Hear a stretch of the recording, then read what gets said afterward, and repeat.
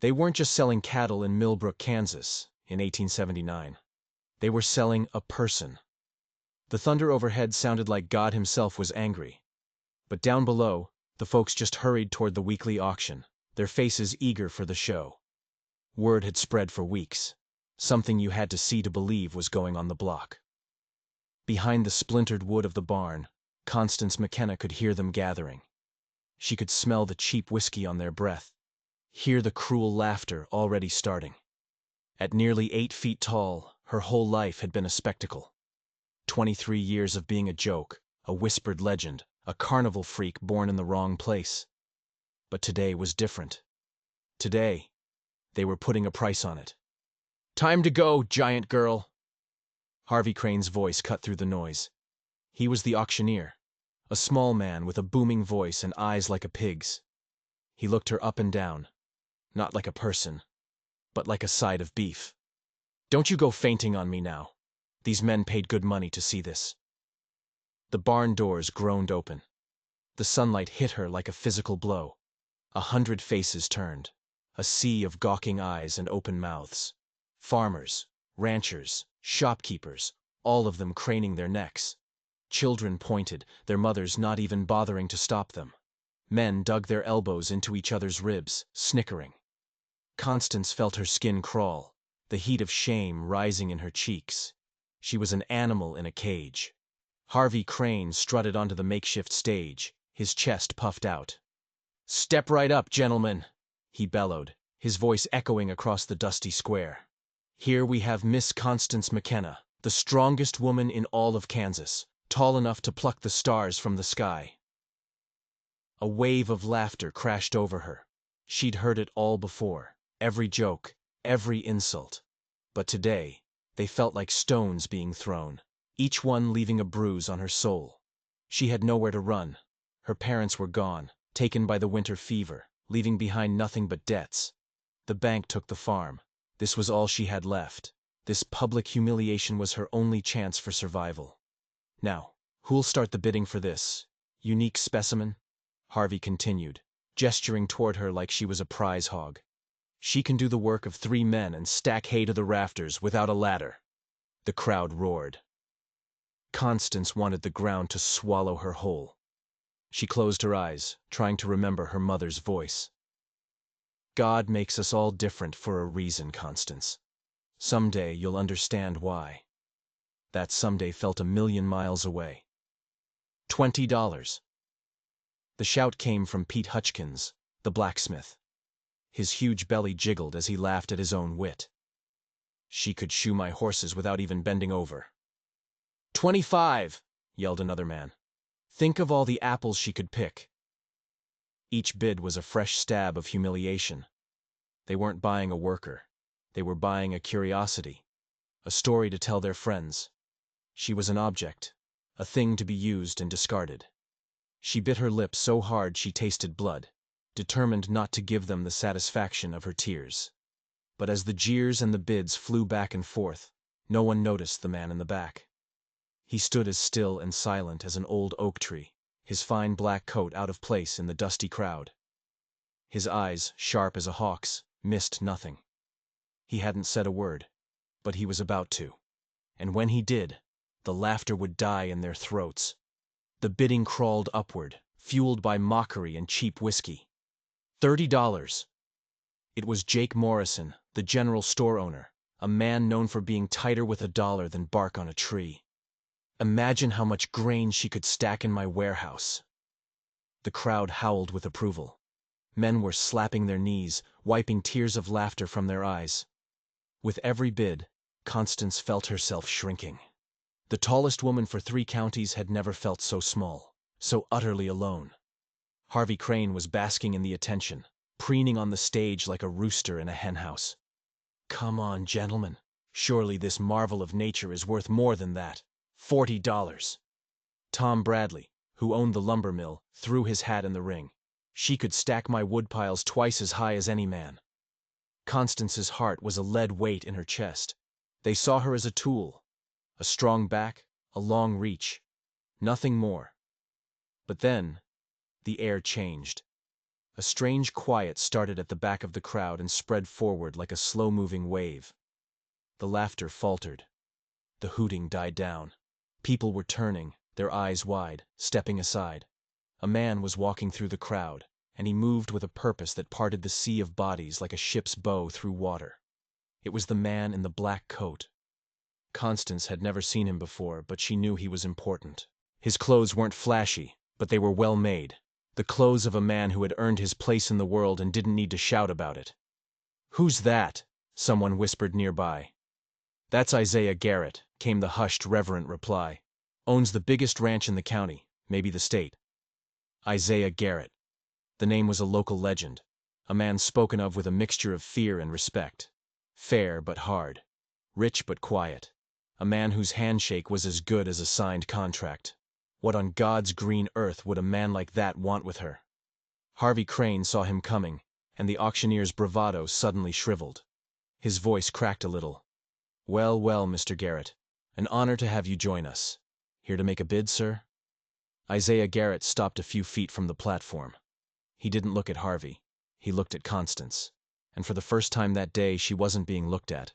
She was being seen. He looked her right in the eye, and his own eyes were the color of a winter sky, pale blue and unreadable. He wasn't staring at her height. He wasn't smirking. He was looking at her like she was a person. He was looking right into the shattered pieces of her soul. The silence stretched on, thick and heavy. You could hear the buzz of a fly. Then he spoke. His voice was quiet, but it carried across the dead-still crowd like the rumble of distant thunder. $500! Harvey Crane's jaw dropped. The crowd gasped as one. $500 was a fortune. It was more money than most of these men would see in a year, maybe two. It was enough to buy a small farm, a herd of cattle. For a hired hand, it was insane. Did you say 500, Mr. Garrett?" Harvey stammered. "I did," Isaiah said, his gaze never leaving Constance. The crowd started murmuring, a low buzz of disbelief and suspicion. What was going on? What did Garrett know that they didn't? Was she secretly strong enough to pull a plow by herself? Did she know the location of a hidden gold mine? But Isaiah wasn't finished. He took one more step forward, his boots sinking into the dust. And when he spoke again, his voice was cold steel, silencing every whisper, every doubt. He looked at the stunned auctioneer, then at the gawking crowd. "And I'm not bidding for her labor," he said, his words dropping like stones into a silent pond. "I'm bidding for her hand in marriage." The world stopped. For a full 10 seconds, the only sound was the wind whistling through the cracks in the barn. Marriage?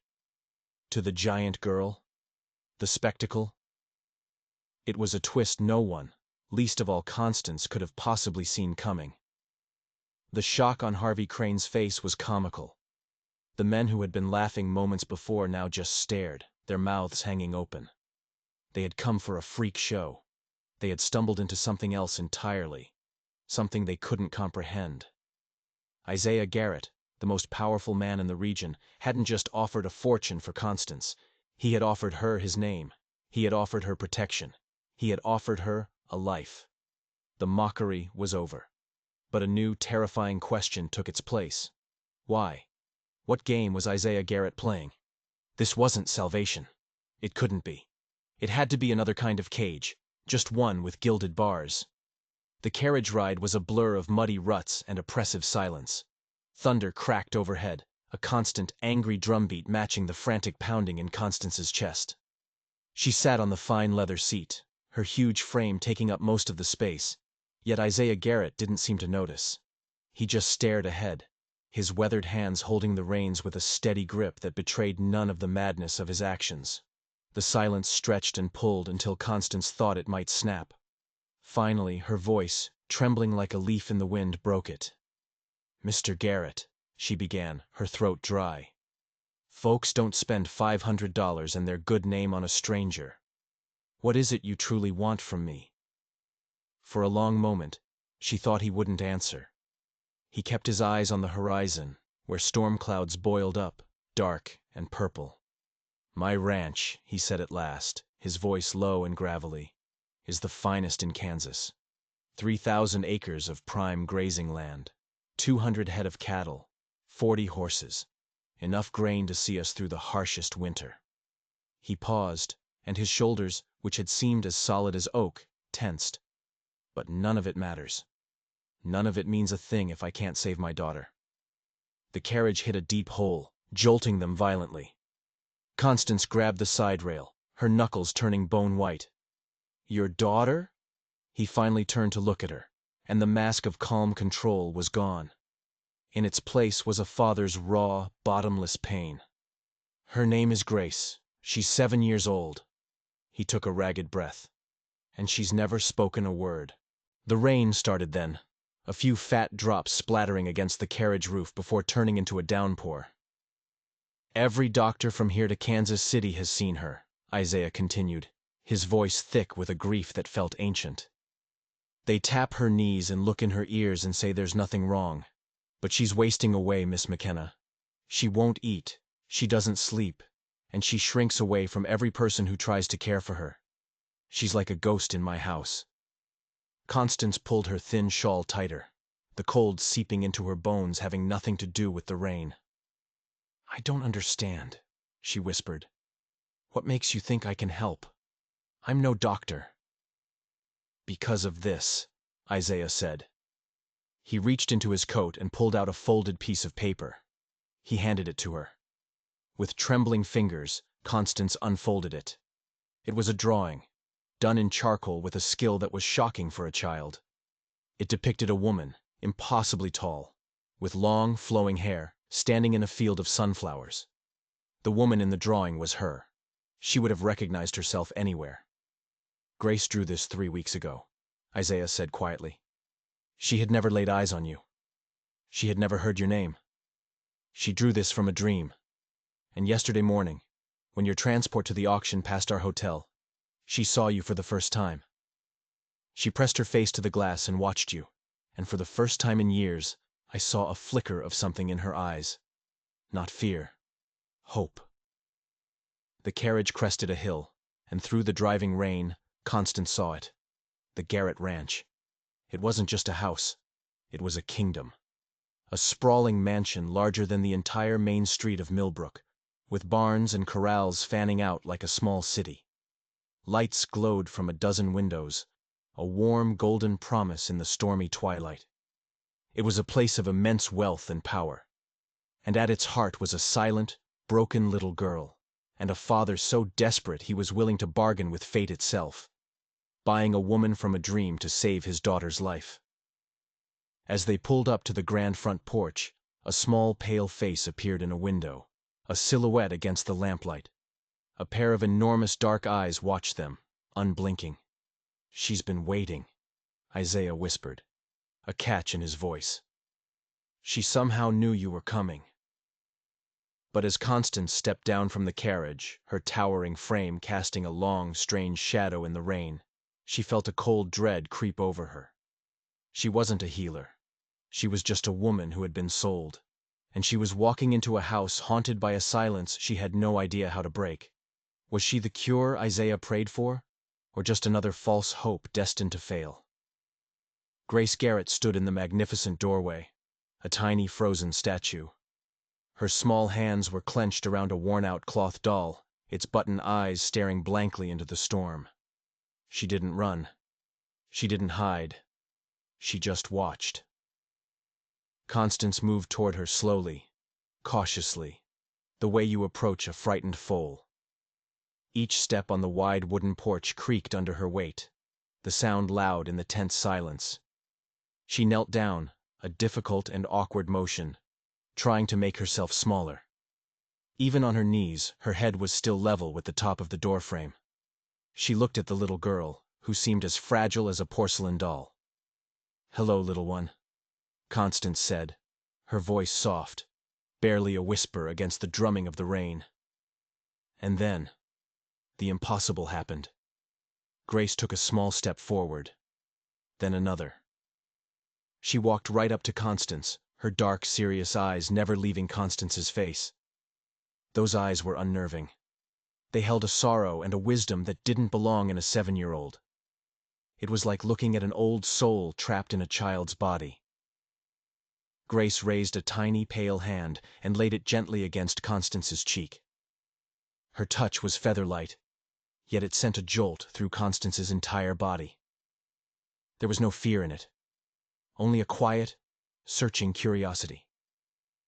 Then, Grace did something that made Isaiah, standing soaked on the steps behind them, let out a choked sound. A small, tentative smile touched the corners of her lips. It was the first ray of sunshine in what felt like a lifetime of storms. She's never done that, Isaiah stammered. Not with a stranger. Not with anyone.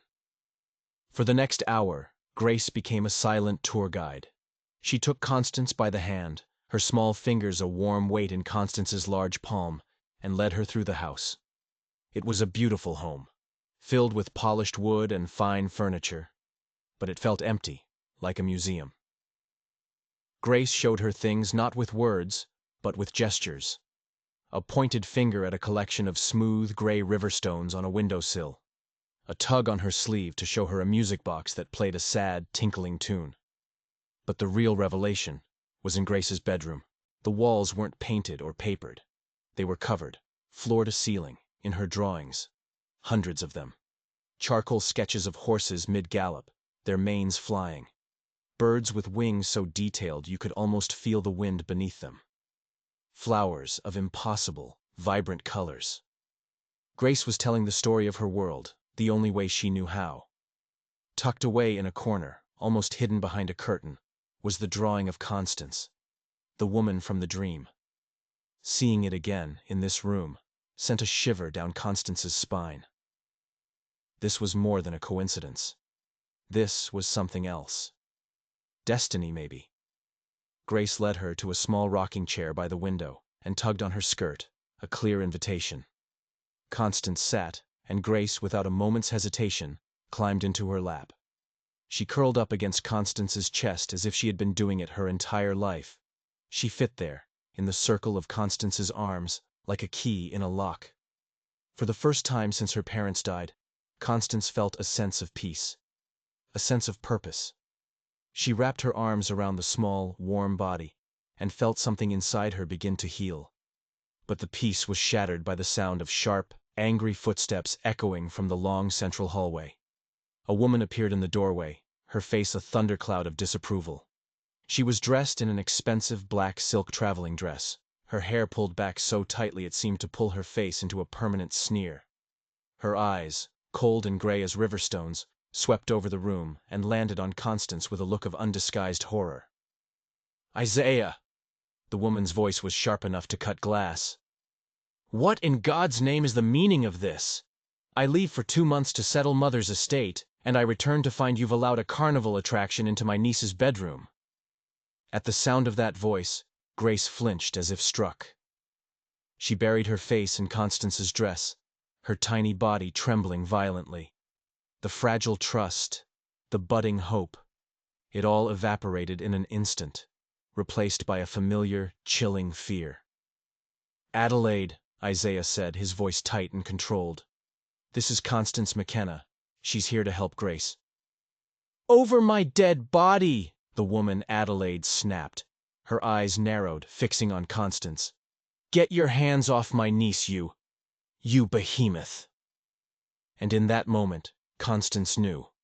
The storm outside was nothing. The real hurricane had just walked through the door. This wasn't a house of silent grief. It was a battleground, and she had just been placed on the front lines. The grand parlor of the Garrett Ranch felt like a courtroom, and Constance was on trial. Adelaide Thornton, Isaiah's sister-in-law, paced the expensive rug, her silk dress rustling like dry, angry leaves. She had arrived from St. Louis a week ago, a whirlwind of judgment and rigid opinions, and had made her disapproval of Constance chillingly clear from the first moment. "Brother," she said, though the word was devoid of any warmth, "this farce has gone on long enough. That woman is a danger to Grace's development." She gestured with a dismissive flick of her wrist toward the open kitchen door. Through it they could see Constance and Grace, their heads bent together over a large wooden bowl. Grace stood on a stool, her small hands covered in flour, a look of intense concentration on her face as Constance showed her how to knead bread dough. A dusting of flour on the tip of Grace's nose made her look like a tiny, happy pixie. A sound, soft and rare, drifted from the kitchen. Grace's laughter. Isaiah looked up from the ranch ledger on his desk, his jaw tight. "Adelaide, Constance has done more for Grace in 1 week than an army of doctors has in 7 years. The child is laughing. She's eating. Last night she slept through the night for the first time I can remember." "Nonsense," Adelaide scoffed, her voice rising. "What Grace needs is structure, discipline, a real education, not playing with dough like a common baker's child. I will not have my sister's daughter raised by a sideshow freak."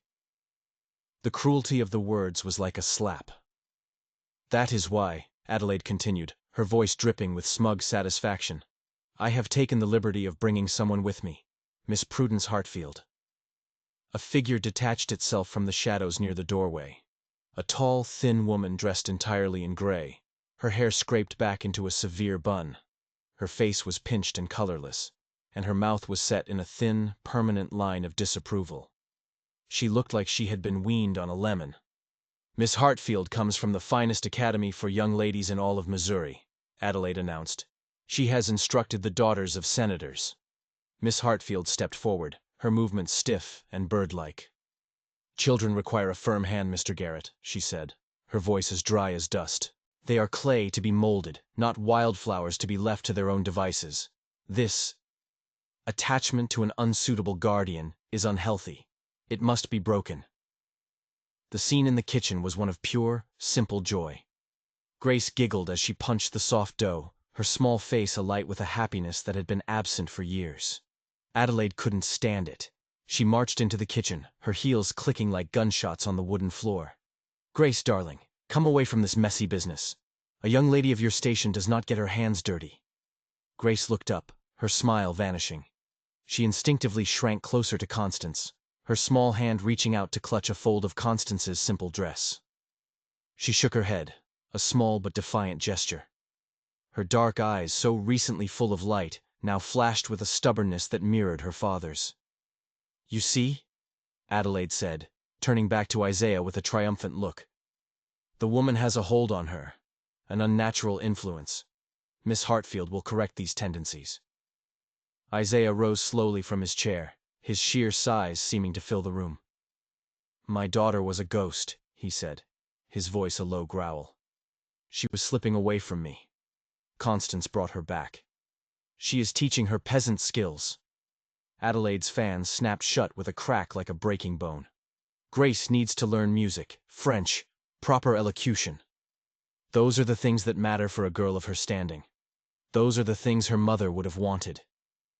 The mention of Grace's mother was a deliberate blow, and Isaiah flinched. Constance felt the old, familiar burn of humiliation in her chest, but this time it was different. This time it wasn't just about her.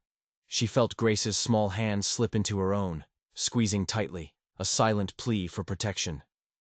"Grace will begin a proper course of instruction tomorrow morning," Adelaide declared, her tone leaving no room for argument. "Miss Hartfield has impeccable references and a proven methodology. And what about what Grace wants?" Constance's voice was quiet, but it cut through the tension like a knife. Adelaide's eyebrows shot up to her hairline, a perfect arch of condescending disbelief. "Want? A child doesn't know what she wants. She must be told. She must be shaped." Miss Hartfield nodded in sharp agreement. "Sentiment is the enemy of progress. The child's emotional dependencies must be severed for her own good." Grace buried her face against Constance's leg, her small shoulders beginning to shake with silent sobs. The sight turned Isaiah's hands into white-knuckled fists at his sides. "Give me 1 week," Adelaide said, pressing her advantage. Her eyes glittered with cold victory. "Just 1 week. Let Miss Hartfield implement her curriculum. If you do not see a marked improvement in Grace's decorum and obedience, then I will. Reconsider. But I assure you, you will see the difference that real, professional guidance makes." Isaiah looked from his sister-in-law's hard, determined face to the terrified child clinging to Constance. He was trapped, caught between the memory of his late wife's high society family and the undeniable miracle he saw before him. He finally gave a stiff, reluctant nod. 1 week, he conceded. Outside, a fork of lightning split the dark sky, illuminating the tormented look on his face. The storm had passed, but a far more dangerous one was just beginning. The week that followed was a slow, methodical campaign of cruelty. Miss Hartfield's curriculum was a form of psychological warfare designed to isolate Grace and break her bond with Constance. The laughter in the house died, replaced by the monotonous ticking of the grandfather clock in the hall. Grace's drawing supplies were confiscated, deemed a frivolous distraction. Her lessons consisted of hours spent sitting ramrod straight in a hard chair, memorizing lists of state capitals and English monarchs. Miss Hartfield ruled with an iron fist and a thin, stinging ruler that she was not afraid to use across Grace's knuckles for the slightest infraction. Grace was forbidden from entering the kitchen. She was forbidden from going into the garden. Most cruelly of all, she was forbidden from speaking to Constance, who was relegated to the status of a common servant, tasked with mending and laundry in a room at the far end of the house. The light in Grace's eyes began to dim again. She grew quiet, withdrawn, her small face pale and pinched. She moved through the house like a little ghost again, the brief, happy sunbeam of her recovery now completely eclipsed. Constance's heart broke 1,000 times a day. She would catch glimpses of Grace in the hallway, her shoulders slumped in defeat, and the look of desperate longing in the child's eyes was a physical pain. Constance tried to fight back in small ways. She would leave one of Grace's favorite sugar cookies on her pillow at night.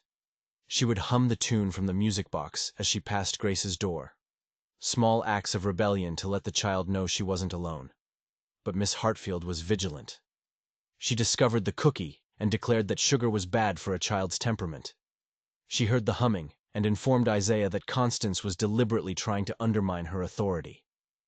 Adelaide watched the entire process with grim satisfaction, her presence a constant, chilling poison in the house. "You see, Isaiah," she would say over their silent, tense dinners. "Discipline is what she needed. She is already becoming a much more manageable child." Isaiah saw none of it. He saw his daughter disappearing again, retreating back into the silent prison he had paid a fortune to free her from. He was racked with doubt and guilt, torn between his promise to Adelaide and the evidence of his own eyes. The tension in the house was a thick, suffocating blanket. It was a powder keg waiting for a spark. The spark came on the 6th day. Grace woke with a fever. At first, they thought it was just a simple chill.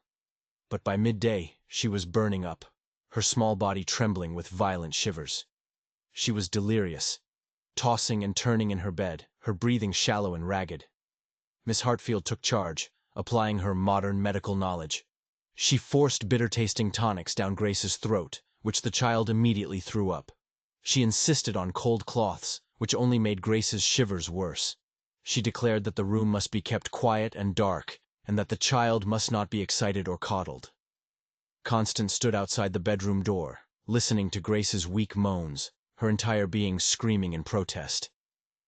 "She needs a willow bark tea to bring down the fever," she pleaded with Isaiah in the hallway, "and a warm broth. She's getting dehydrated. Let me help her." "Absolutely not," Miss Hartfield said, appearing in the doorway like a grim specter. "Medical matters are to be handled by trained professionals, not farmhands. The child's system is delicate and must not be subjected to folk remedies." Adelaide stood behind her, a protective wall of self-righteousness. "Miss Hartfield knows what is best, Isaiah. You must trust her expertise." But Grace was getting worse. Much worse. Her fevered eyes kept darting toward the door, searching. Her small, dry lips formed a silent name over and over. Constance. As evening fell, a terrifying change occurred. Grace's delirium worsened. She began to cry out, her voice thin and reedy, and she was calling for one person. "Mama!" The word whispered at first grew louder, more desperate. "Mama! Mama!" It echoed through the silent, cavernous house. Grace had never called anyone Mama. Her own mother had died when she was too young to remember her. The sound struck every adult in the hallway like a physical blow. Miss Hartfield took a step back, her face ashen. Adelaide's smug confidence began to crack. And Isaiah. Isaiah looked as if his entire world was collapsing. His daughter, in her fevered agony, was not calling for the woman who gave birth to her. She was calling for the woman who had given her back her life. "Get out of my way," Isaiah said, his voice dangerously quiet. He pushed past the two stunned women and strode to Grace's bedside. He took his daughter's burning hand. "Grace? Gracie, I'm here." Grace's eyes fluttered open, but they didn't see him. They looked past him, to the doorway where Constance stood, her face streaked with tears. A flicker of recognition, of desperate hope, crossed Grace's face. She tried to lift a hand toward her, and then she whispered a single word that changed everything forever. "Not Mama, not Constance."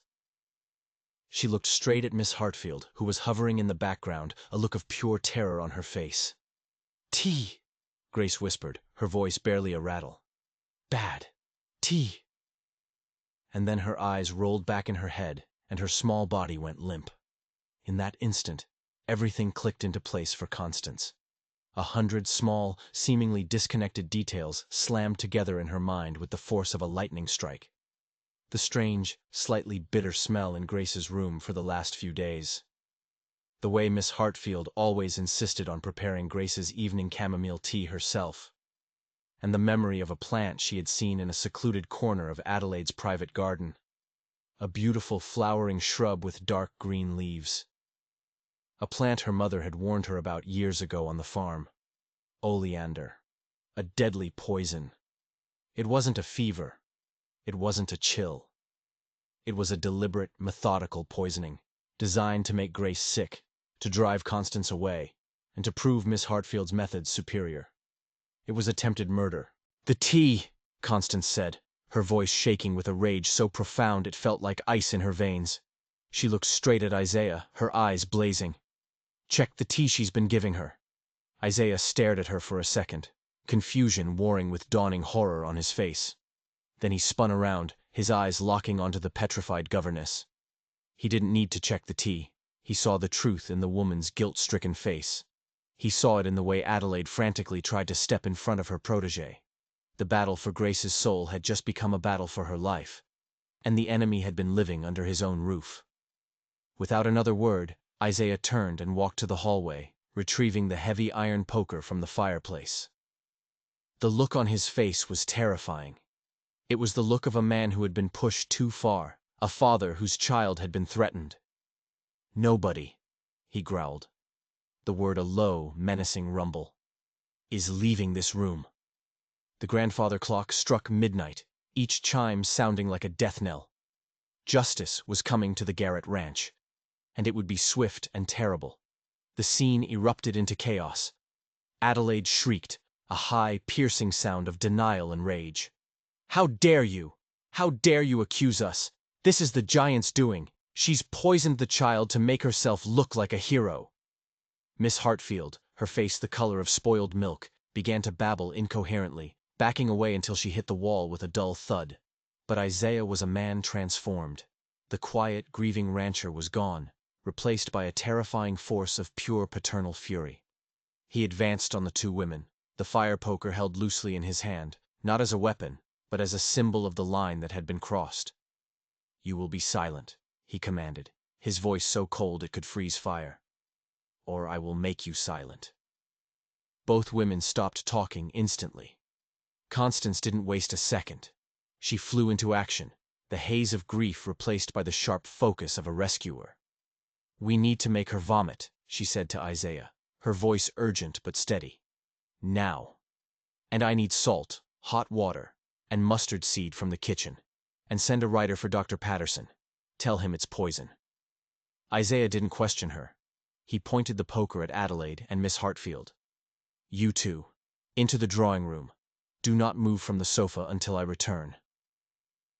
He herded them out of the room like errant cattle, their protests dying in their throats at the look in his eyes. He then sprinted down the hall, shouting for his fastest ranch hand. For the next hour, Constance fought for Grace's life. With a strength she didn't know she possessed, she held the small, limp child and forced the emetic mixture down her throat. It was a horrible, wrenching process, but Constance didn't falter. She whispered to Grace, her voice a soothing balm against the violence being done to her body. "It's okay, little one. I'm here. I won't let them hurt you anymore. You have to fight. Fight for me." As she worked, she could hear Isaiah in the next room, his voice a low, terrifying rumble as he interrogated the two women. The full, sordid story came out in a torrent of accusations and panicked confessions. It had been Adelaide's plan from the beginning. She was convinced Isaiah was an unfit father, that Constance was a corrupting influence, and that she, as Grace's rightful maternal aunt, should have custody of the child and control of the Garrett fortune. Miss Hartfield, it turned out, was not just a governess, but a disgraced nurse with a history of using sedatives on her charges, a fact Adelaide had conveniently omitted. The plan was simple: use small, non-lethal doses of oleander tea to make Grace sick and listless, proving that Constance's coddling was a failure. Then, once Constance was gone, Miss Hartfield would cure Grace, securing her and Adelaide's position in the household permanently, but they had miscalculated the dosage. They had almost killed her. Just as the sun began to rise, Dr. Patterson arrived, his horse lathered and breathing hard. He took one look at the exhausted but stable child, at the basin beside the bed, and at Constance's determined, tear-streaked face. He listened to her quick, precise explanation of the oleander and the remedy she had administered. He nodded slowly, his eyes full of a newfound respect. "You saved her life, Miss McKenna," he said, his voice heavy with awe. "Another hour, and there would have been nothing I or anyone could have done." At that moment the sheriff arrived, summoned by Isaiah's ranch hand. He walked into the drawing room to find Adelaide and Miss Hartfield huddled together on the velvet sofa, their fine dresses now looking like costumes for a tragedy. When they were led out in handcuffs, Adelaide shot a look of pure, unadulterated hatred at Constance. "This isn't over," she hissed. "You may have won him, but you will never belong here. You will always be a freak." Constance simply stood tall and watched them go, Grace's small, sleeping hand held tightly in her own. She had faced down mockery and cruelty her entire life. A bitter woman's curse meant nothing to her. In the quiet aftermath, with Grace sleeping peacefully, a natural, healing sleep, Isaiah walked over to where Constance stood by the window, watching the sunrise paint the sky in shades of pink and gold. He looked exhausted, older, but the deep, abiding grief that had haunted his eyes was gone. In its place was something else: gratitude, awe, love. He didn't say anything for a long time. He simply stood beside her, their shoulders almost touching. The silence between them was no longer awkward or oppressive. It was comfortable, peaceful, a silence of shared understanding. Finally, he turned to her. He took her hand, his large, calloused palm completely enveloping hers. He looked down at their joined hands, then up into her eyes. "The day of the auction," he began, his voice thick with emotion, "I told the world I was bidding for your hand in marriage. I said it to protect you, to give you a shield against their cruelty. It was a lie, born of desperation." He paused, taking a deep breath. "I was wrong. It wasn't a lie. It was a prophecy. Constance McKenna, you are the strongest, bravest, kindest soul I have ever known. You saved my daughter. You saved me. The honor would not be mine in giving you my name. The honor would be all mine, if you would agree to take it." The church bells rang out across the Kansas prairie one crisp autumn morning, a joyous sound that carried on the wind. The Garrett ranch was transformed. Lanterns hung from the branches of the ancient oak trees, and long tables covered in white linen groaned under the weight of food prepared by the ranch cook, Mrs. Chen, and half the women from the town of Millbrook. The wedding of Isaiah Garrett and Constance McKenna was the biggest celebration the county had ever seen. Everyone was there: farmers in their Sunday best, ranchers who had ridden for 2 days to attend, and the townsfolk of Millbrook, the very same people who had mocked and jeered Constance on the auction block just a few months before. They came out of curiosity, but they stayed out of respect. The story of what had happened, of the wicked aunt, the poisoning, and Constance's heroic rescue, had spread like wildfire, becoming the stuff of local legend. The giant girl was no longer a freak. She was a hero. Mayor Hutchkins, the same man who had joked about her shoeing horses, now approached her with his hat in his hands and a look of deep shame on his face. "Mrs. Garrett, soon to be," he stammered, his face red. "On behalf of the town, I want to apologize. We were blind. We saw your size, and we missed your heart. We hope you can forgive us." Constance simply smiled, a genuine, radiant smile that lit up her face. "There is nothing to forgive," she said, her voice full of a grace that shamed him more than any rebuke could have. "Today is not about the past. It's about the future." The ceremony took place at sunset, beneath a massive archway woven from sunflowers and prairie roses. Isaiah stood waiting, his eyes fixed on the path from the house. When Constance appeared, a gasp went through the crowd.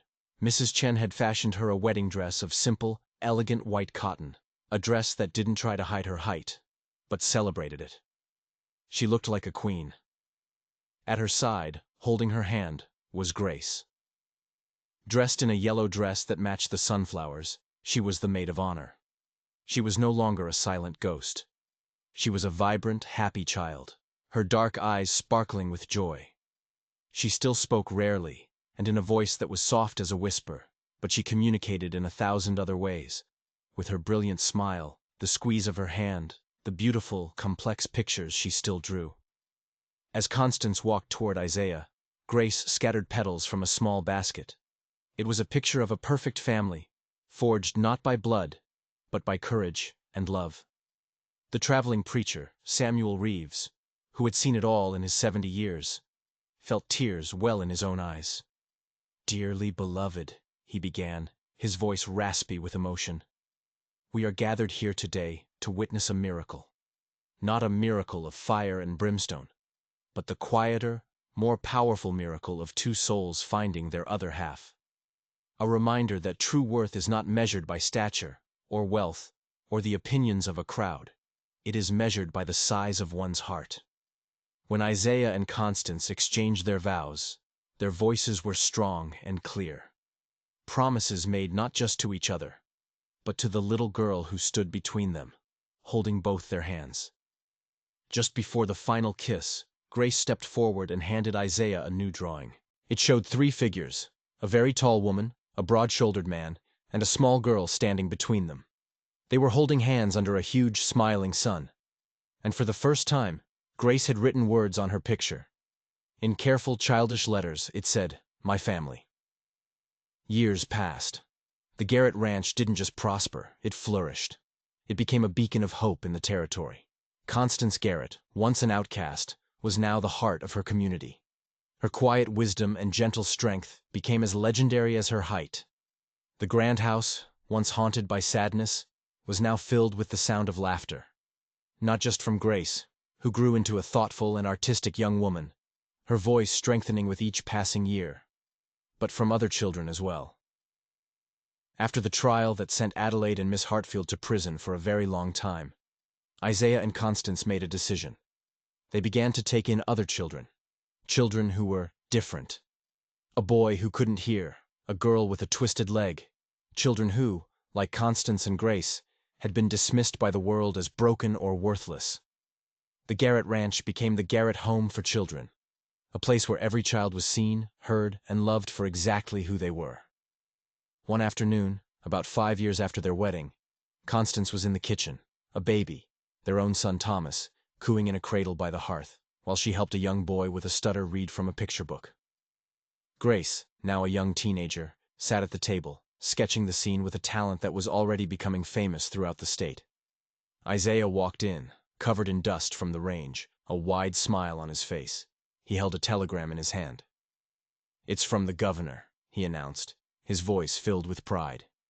"He's heard about our school. He's heard about the children. He calls your work a revolutionary model for education and compassion.